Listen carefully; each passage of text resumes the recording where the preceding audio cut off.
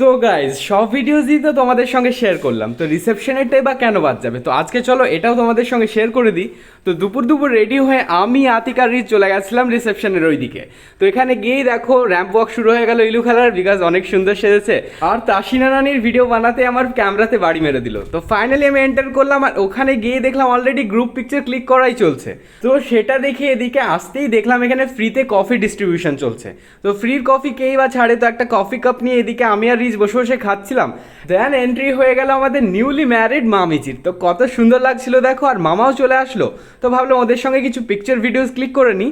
দেন ওটা করে এদিকে আসতেই দেখলাম তানিয়া খালা আর নিউ খালু তো খেয়ে দিয়ে অলরেডি এখানে রেস্ট নিচ্ছে। তো আমাদেরও খাওয়া দাওয়ার সময় হয়ে গেছিলো। তো ভেতরে ঢুকতে দেখলাম এখানে সবাই খাওয়া দাওয়া করছে আর ভিডিওস দিচ্ছিলাম বলে সবাই মুখ লোকাচ্ছিল। তো আমিও বসে পড়লাম দুপুরের লাঞ্চের জন্য। তো ফাইনালি লাঞ্চ কমপ্লিট করে সেদিন যেহেতু অনেক গরম পড়ছিল, তো আমি চলে গেছিলাম মামার বাড়িতে। ওখানে গিয়ে এসি চালিয়ে খালু আবার কোকা কোলা নিয়ে আসলো। তো সবাই একসঙ্গে মিলে এখানে কোক খাচ্ছিলাম আর এখানে ফটোস ভিডিওস এইগুলোও শ্যুট করছিলাম। তো সেটা করে রিসেপশন বাড়িতে যেতেই দেখলাম মামি আর মামা খাওয়া দাওয়া করে অলরেডি চলে আসলো। তারপরে মামা মামি আবার সেই রোম্যান্টিক কাপল পোজেস, ওরা কাপল ফটো শ্যুটের জন্য এখানে দাঁড়িয়েই ছিল। কি দেখো এখানে ওদের দুজনকে দেখার জন্য এখানে কত লোক বসেছিল, মনে হচ্ছিল যেন এখানে মুভি শুটিং চলছে। তো সবাই বসে বসে এটাকে এনজয় করছিল। তারপরে কি হলো দেখো।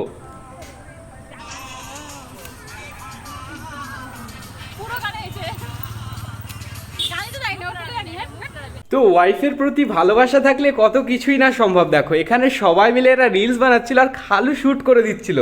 এত রোম্যান্টিক ওয়াইফ হাজব্যান্ড কোথায় পাবে তোমরা, জাস্ট আমার ভিডিওতেই সম্ভব এগুলো। তো রিসেপশনের কোটা পূরণ করে আমরা সবাই চলে গেছিলাম বাড়ি। আর ওখানে গিয়ে ইলু খালা আর জিনিয়া খালা দেখো ছম্বক ছল্লো গানে ডান্স করছিল। তোরা এখন ডান্স করতে থাকুক, আর তোমরা এরকম ভিডিওর জন্য আমাকে ফলো করো।